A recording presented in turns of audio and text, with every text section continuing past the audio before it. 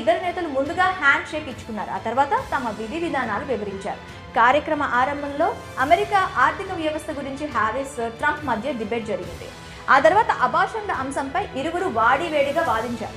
మహిళల అభివృద్ధి ట్రంప్కు గిట్టదని, అబార్షన్లపై ఆయన నిషేధం విధించాలనుకుంటున్నారని, అత్యాచారాలు వంటి కేసులను మహిళలకు ఎలాంటి మినహాయింపు ఇవ్వాలనుకోవడం లేదని, ఇది మహిళలను అవమానించడమేనని కమలా హ్యారిస్ ఆరోపించారు.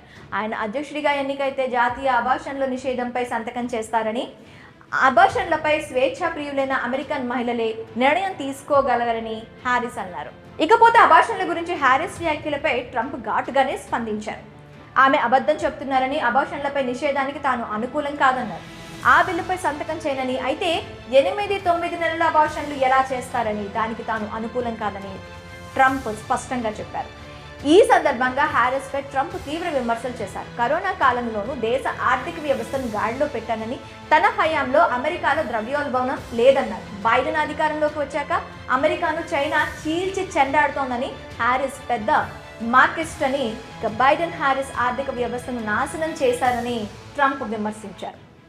ఇజ్రాయెల్ అంటే హ్యారిస్కు నచ్చదని, ఆమె అధ్యక్షురాలిగా ఎన్నికైతే 2 ఏళ్లలో ఆ దేశం కనుమరుగవుతోందని, ఇకపోతే బైడెన్ విధానాలు కారణంగా అటు ఉక్రెయిన్లోనూ లక్షల మంది ప్రాణాలు కోల్పోతున్నారని ట్రంప్ ఆరోపించారు. తాను అధికారంలోకి వస్తే రష్యా ఉక్రెయిన్ యుద్ధాన్ని ఆపేలా చేస్తానన్నారు డొనాల్డ్ ట్రంప్.